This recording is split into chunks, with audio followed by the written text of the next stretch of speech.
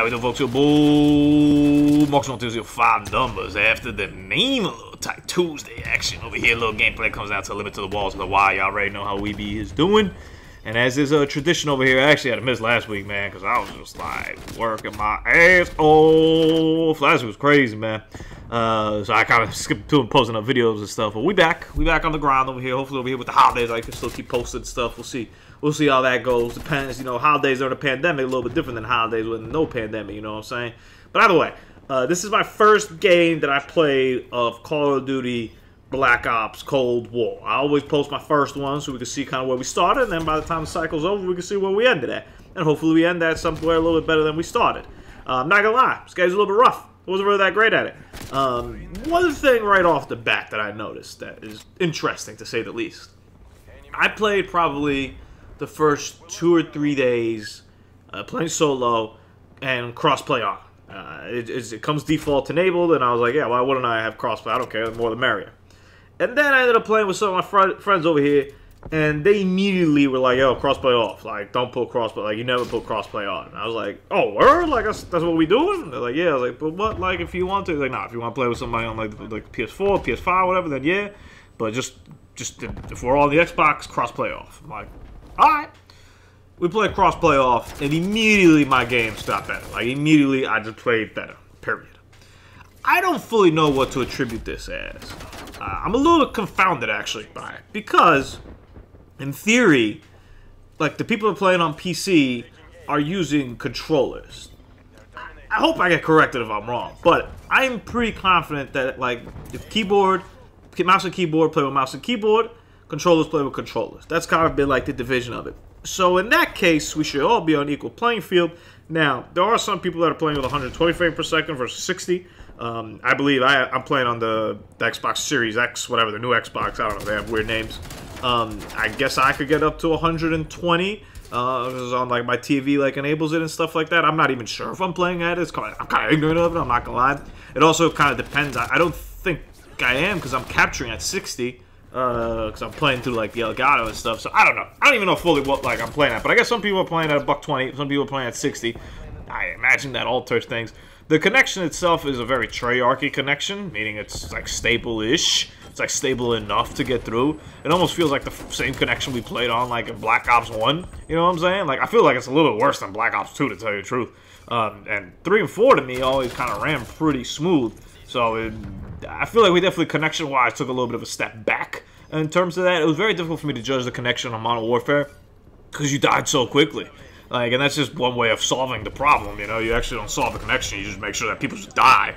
And then you're like, well, what do you know if it was lag or not? I don't know, like, we died so quickly, we ain't got no time to lag out. So, I'm not sure where that disparity comes from. But in theory, everybody's playing on the same playing field, so I don't understand why crossplay would be an issue. I also think maybe I just got better at the games. I played it for a little bit longer. So I think I'm going to put crossplay back on and kind of get a feel for it. And maybe come back and tell y'all, be like, yo, like, I'm getting clapped. I understand, I guess, field of view could be differently. You can also change the field of view in the menu here if you'd like to. But I did notice that distinction, that I played 2 or 3 days and was pretty much like a slightly above a 1 KD playing crossplay. And I was like, damn, like, I'm not good at this game. And it was mainly just losing gunfights. Like dudes would just snap onto me quicker. Like, everything was like, wow, I'm not gonna lie, I thought I was a little bit old, yo. Because I was talking to my girl, and I was like, you know what, man? This is a young man's game. This ain't an old man's game. It's a young man's game. I was like, I might be phased out. And then once we turned the crossplay off, and even when I was playing solo, obviously when you play with friends, you might have a little bit of advantage as long as your friends are playing better, your team's better, and stuff like that. But even when I was playing solo later with crossplay, like, I was like, I dropped like a 55 for 5 spot the other day, you know what I'm saying? And I was like, okay, hold up. So I am still like good at this. So I don't know. We'll come back a little bit of question mark there towards the crossplay, right? A little bit of a just I don't fully know like if it works, doesn't work kind of thing.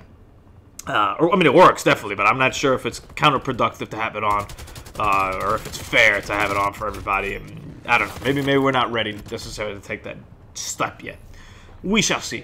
TBD on that. The actual game itself, I haven't played the campaign of Zombies, so I'm only speaking strictly about multiplayer here.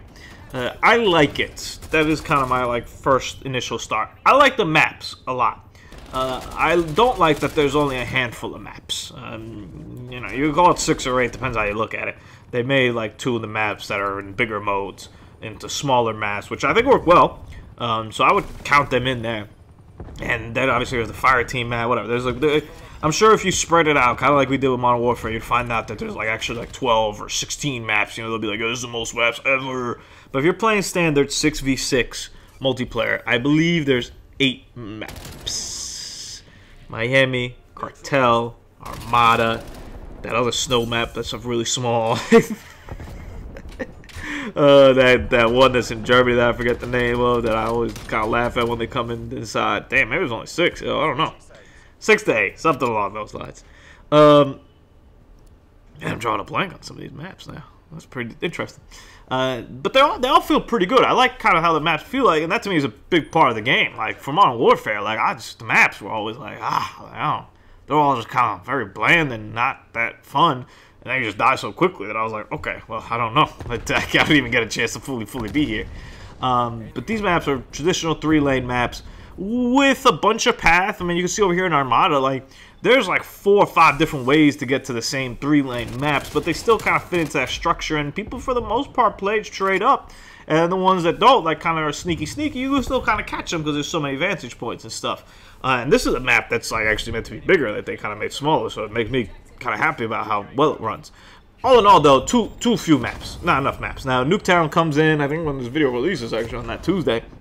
That'll be cool to add on there. We'll see how it plays. I'll probably post some footage from that. But they need more maps. And there's no excuse why, even if you want to pad it, you like add in like jungle and slums. I don't know. You add in some of these older maps and you just put them in the game and just say, hey man, we got like 12, even though 6 of them are old, but y'all like them, so it's whatever. Also, weirdly, no one votes for Miami. I have no idea what Miami did to people. It's like treated like the plague. I've barely played. I think I played it like once or twice. And the thing I have, like, always say Wednesday on Miami, because I'm really good at Miami. So I kind of feel a little bit disappointed that no one plays Miami. I'm like, yo, so Miami, yo. Nadie quiere ir a Miami. Come on, man. I don't even know what accent that was. Maybe Cuba? I don't know, man. We'll see, man. I don't know. We'll see. We'll let the comments decide what accent that was. Maybe it was just disrespectful in general. Sentry guns, by the way, since I noticed I just picked one up on their care package, they suck. They suck. You can take them out with a grenade. Take them out by just shoot them a little bit. They take mad long to, like, shoot. They're pretty weak. Honestly. Sentry guns? Now, I know that they updated the score streaks to make them even, like, cheaper. So that's cool, but they're still, like, less efficient. At least you don't waste a lot of time to get them. But, like, that don't mean that they trash. The score streaks in general. Let's go through that. The score streak system, right? Now that I've had a little bit more time with it. I don't like it. I really don't need it. I get less score streaks per game because of this, right? Because if a care package was 4 or 5 kills, I get like 3 or 4 bloodthirsties a game. I'd have 3 or 4 care packages.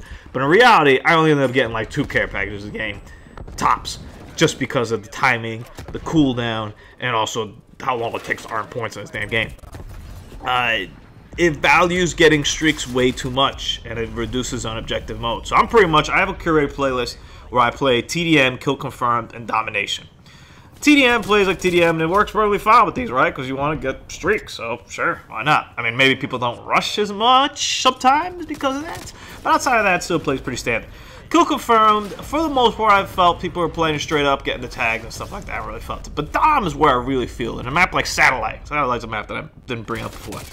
Map like Satellite, right? I can't even begin to explain to you how many people just snipe in the dunes, never go to any of the objectives, and rack up like a VTOL on you because they're like on a 12-kill streak, just hanging out in the back, just sniping away.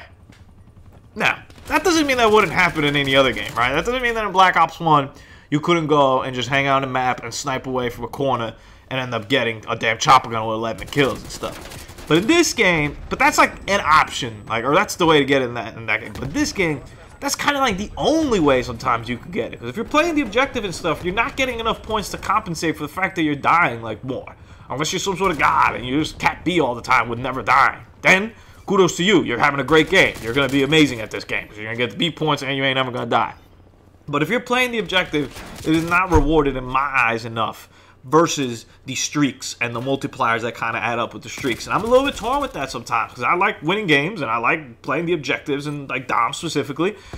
But I also want to put up some like beast-ass numbers and have some like good games and be at the end and be like, yo, I won like 55-5, that's what's up. But But at 55-5, that's what's up, means that my team lost because none of us ever capped B. Then I don't know what to do with that. I prefer to cap B, but the game's also telling me that, like, hey, we're not going to reward you as much for that. So that's kind of my biggest crux with the score streak issue as well, or system as well. It rewards a little bit too much the keeping the streak alive thing versus the actual playing the objective mode. I think a good way to compensate that would be to get more points for getting the objective mode, which you do get more points than a kill, but maybe even bump that up even a little bit more just to kind of compensate and force people to be like, yo, like, if you cap B, like, you get 400 points, dog. Like, that's, like, big time. So either way, this is the first footage here, man. The first gameplay. It gets better from here. Trust me, it gets better from here, man. Whoo, your boy be on fire. But I got a lot of opinions, man, to talk about, man. I got a lot of gun opinions to talk about. I got a lot of connection opinions to talk about. There's a lot of stuff going on with this game.